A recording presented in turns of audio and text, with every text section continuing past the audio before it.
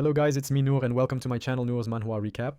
तो दोस्तों, मैं फिर से एक नया धमाकेदार वीडियो लेकर आ गया हूँ, एक ज़बरदस्त मनहुआ की एक्सप्लेनेशन के साथ। पिछला वीडियो थोड़ा कम चला था, तो इस बार वीडियो को ज़रूर हाइप करो और सपोर्ट दिखाओ यारो। जब गांव का लड़का अकादमी में दाखिल हुआ तो किसी ने नहीं सोचा था कि वो कुछ कर पाएगा। सबको लगा था कि रोनिन तो बस मार खाने वाला बेचारापन होगा। लेकिन जैसे ही उन्होंने उसे आजमाने की ठानी, लड़के ने सबकी हवा निकाल दी। सिर्फ एक लकड़ी की तलवार से उसने तीसरे साल के सीनियर की भाला टुकड़ों में काट डाली और फिर उसे नंगे हाथों से इस तरह पीटा जैसे कसाई के सामने पड़ा हुआ मांस हो। अगर टीचर बीच में नहीं आता तो रोनिन उन घमंडी सीनियर्स के पूरे झुंड की धुनाई कर देता। असल में वो कोई साधारण गांव का लड़का नहीं है, वो एक रिग्रेसर है जिसने उन देवताओं से लड़ाई लड़ी थी जो इस दुनिया पर आक्रमण करने आए थे। खूनी जंग के बाद जब चारों ओर सिर्फ लाशें और खून ही बचा था, तब भी रोनिन अकेला खड़ा था। मगर यह उसकी आखिरी लड़ाई नहीं थी। उसके सामने पड़ा एक राक्षस जो अब भी हाँफते हुए जिंदा था, वही उसका अगला निशाना था। यह दानव आयुटे कहलाता है, जो 20 दिन पहले अपने 2 साथियों के साथ इस राज्य में तबाही मचाने आया था। किसी को नहीं पता वो क्यों आए थे, लेकिन उनके कारण पूरा साम्राज्य खौफ और विनाश में डूब गया। रोनिन को गुस्सा आता है कि इतनी लड़ाई, इतना कत्लेआम होने के बाद भी यह दानव अब तक जिंदा है। लेकिन आयुटे हकलाते हुए कहता है कि वो अब ज़्यादा देर तक नहीं बचेगा। रोनिन बस ठंडी सांस लेकर कहता है, अच्छा है, वहाँ नीचे नर्क में मेरे गिरे हुए साथी तेरी राह देख रहे होंगे। इसी बात पर रोनिन इशारा करता है कि बाकी 2 दैत्य किस तरह बुरी तरह हार गए थे। एक दैत्य तो एक गुस्सैल लाल ड्रैगन की आग में भुनकर राख हो गया, और दूसरा किसी बूढ़े आदमी लॉराहन को उनके हाथों हमेशा के लिए सील कर दिया गया। लेकिन आयुध को कोई डर नहीं लगता। वो अब भी खुश है कि हारने के बावजूद उसके दोनों साथी जाते जाते जितने लोगों को मार सके मार गए। वो रोनिन से कहता है कि उसे अपने काम पर गर्व होना चाहिए, क्योंकि किसी और ने दैत्यों से इस तरह नहीं लड़ा जैसा उसने किया। फिर वो चेतावनी देता है कि ये छोटी जीत ज़्यादा देर टिकेगी नहीं। जल्द ही स्टारलाइट नाम की कोई चीज़ उनके पूरे संसार को मिटा देगी। वो रोनिन को समझाता है कि ज़्यादा आत्मविश्वास में न रहे, क्योंकि उसका समय अब खत्म होने वाला है। लेकिन हमारा बंदा, वो बिना कुछ बोले दैत्य का सिर उड़ा देता है और उसके आखिरी शब्द वहीं पर खत्म कर देता है। खून से लथपथ रोनिन बिना पीछे देखे चला जाता है। उसका दिमाग अब बस इस सोच में डूबा है कि आगे जो हुआ उसके बाद अब क्या करना है। जब यादें उसकी आंखों के सामने चमकने लगती हैं, तो उसे अपने साथियों के साथ बिताए वो अच्छे पल याद आते हैं। वो साथी जो अब ज़मीन पर खून से लथपथ लाशों के रूप में पड़े हैं। वो धीरे से बुदबुदाता है, मूर्ख थे सब, यहाँ आने की क्या ज़रूरत थी। वो सोचता है, आखिर किस घमंड ने उन्हें आखिरी सांस तक लड़ने पर मजबूर किया। क्या उन्हें सच में लगा था कि वो भी उतने ही ताकतवर हैं, सिर्फ इसलिए क्योंकि वो था उनके साथ। असल में वो चाहता था कि ये मूर्ख तभी भाग जाते जब उन्हें समझ आ गया था कि ये उनकी लड़ाई नहीं है। वो एक गिरे हुए दोस्त की आंखें धीरे से बंद करता है और मन ही मन कहता है, तुम्हें बच जाना चाहिए था। इसके बाद उसका मन एक अजीब ख्याल में खो जाता है, कैसे वो दैत्य उसकी तलवार की सबसे मजबूत आभा को महसूस कर पाया। और क्यों उसकी तलवार ही अकेली थी जो उन राक्षसों को मिटा सकती थी। अगर ऐसा ना होता तो एक अनुशासित सैनिक होने के नाते वो कभी सबसे आगे मोर्चे पर ना होता, और उसके साथी भी सबसे पहले मरने वालों में ना होते। सब कुछ खत्म हो चुका है। वो घुटनों के बल गिर जाता है, चेहरे पर निराशा और आंखों में खालीपन ली। तभी सन्नाटे को चीरती हुई एक आवाज़ सुनाई देती है, कोई है वहाँ। वो चौंक जाता है। आवाज़ किसी घायल की थी जो हिल भी नहीं पा रहा था। उसने कभी नहीं सोचा था कि वो आवाज़ अब भी सुनाई देगी। वो यकीन ही नहीं कर पाता कि वो इंसान अब भी जिंदा है। अपनी आखिरी ताकत जुटाकर वो खुद को ज़मीन से उठाता है, किसी तरह सहारा लेकर उसकी तरफ बढ़ता है। शुरू में उसके दिल में उम्मीद की एक किरण होती है। चेहरा तक हल्का मुस्कुरा उठता है कि उसकी महान कमांडर अडोशान अभी जिंदा हैं। लेकिन जैसे ही उसकी नज़र उनके कांटे हुए पैर पर पड़ती है, उसके अंदर फिर से दहशत उमड़ आती है। शब्द जैसे गले में अटक जाते हैं।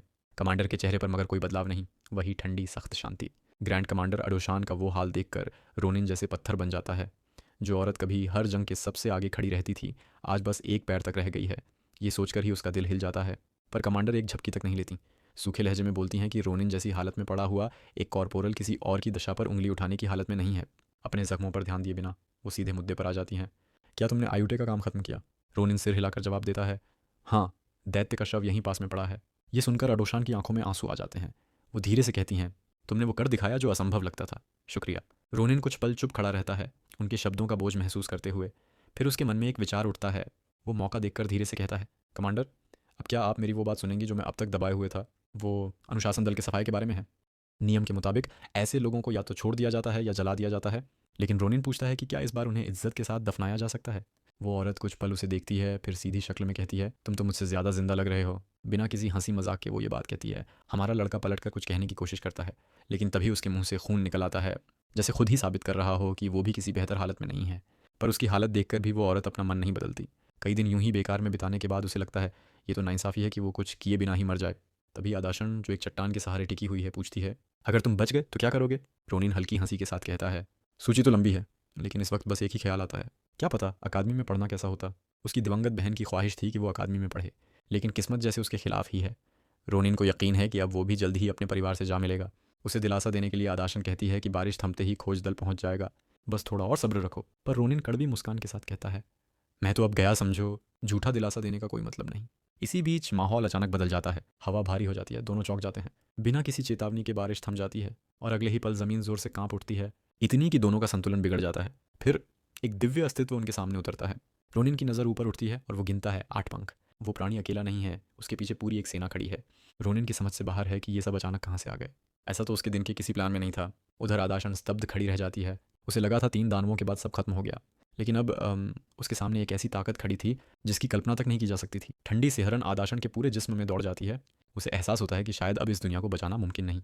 इनकी कोई गिनती नहीं, एक खत्म होता है तो दूसरा आ खड़ा होता है। ये तीसरी बार है और अब बस एक आखिरी मौका बचा है। फिर भी उसके दिमाग में आगे बढ़ने का कोई रास्ता नहीं सूझ रहा। उसका दिमाग सुन्न पड़ने लगता है। पीछे कहीं रोनिन की आवाज़ गूंजती है, लेकिन वो आवाज़ धीरे धीरे धुंधली पड़ जाती है। कुछ पल बाद रोनिन उसे झकझोरता है। होश में आइए ग्रैंड कमांडर। वो कहता है कि अब एक ही तरीका है, वो उसे ऊपर फेंक दे, चाहे टेलीकाइनेसिस से या जो भी ताकत उसके पास हो। चेहरे पर झुंझलाहट की लकीरें उभर आती हैं। आदाशन हैरान होकर उसे देखती है। क्या वो सच में अभी भी लड़ने का सोच रहा है? उसकी हालत देखकर तो ये सोच ही पागलपन लगता है। पर रोनिन मुस्कुराता है और कहता है, क्या तुम सच में बैठकर मौत का इंतजार करने वाली हो? मेरे जैसे आदमी के लिए अगर मौत तय है तो मरने से पहले इन हरामियों की थोड़ी खबर लेना तो बनता है। ग्रैंड कमांडर आदाशन अवाक रह जाती है। उसके सामने खड़ा ये लड़का जो मौत के कगार पर है, फिर भी उसी जज्बे से लड़ने को तैयार है। और तभी उसे समझ आता है, यही तो वो इंसान है, यही वो जज्बा है जिसकी वजह से वो सब अब तक जिंदा हैं। अगर वो है तो शायद अभी इस अंधेरे में थोड़ी सी रोशनी बाकी है। आदाशन की आंखों में एक उम्मीद की झिलमिलाहट लौट आती है। वो रोनिन के कंधे को पकड़ती है, जिस पर वो झुंझला कर कहता है, अभी नहीं, मैं व्यस्त हूँ। लेकिन उसे ज़रा भी अंदाज़ा नहीं होता कि आगे क्या होने वाला है। अचानक वो लोहे की गुलाब झुकती है और बिना चेतावनी के उसके होंठों को छूती है। फिर धीरे से एक छोटा नीला गोला उसके मुंह में डाल देती है। रोनिन चौंक जाता है। तुमने अभी मेरे मुंह में क्या डाला? वो पूछता है, भौहें तनी हुई। आदाशन पास आकर उसके कान में कुछ फुसफुसाती है, ऐसे शब्द जिन्हें रोनिन पूरी तरह समझ ही नहीं पाता। वो जवाब मांगता है, लेकिन वो बस हल्की मुस्कान के साथ पीछे हट जाती है। फिर बेहद शांत लहजे में कहती है, अगर हम फिर कभी मिले प्रिंस चार्म, तो मुझे याद दिलाना कि कुछ पागलपंती करने की बजाय बस दर्जी बन जाऊं। वो हल्का सा हंसती है। जिंदगी में बहुत कुछ किया है, पर ऐसा कुछ नहीं। इस बीच 8 पंखों वाला दिव्य अस्तित्व अपना वार करने को तैयार हो चुका है। उसका प्रहार बिजली की गड़गड़ाहट जैसा है, बस कुछ इंच दूर। रोनिन 1 इंच भी नहीं हिलता और तभी एक नीली रोशनी ऊपर से गिरती है, जिसमें कुछ ऐसा है जो उसे पूरी तरह हैरान कर देता है। दृश्य बदलता है एक हरी भरी वादी में, जहां प्रिंस चार्म अपनी ग्रैंड कमांडर को पुकारता है। पर चारों ओर नज़र घुमाने पर उसका कोई नामो निशान नहीं।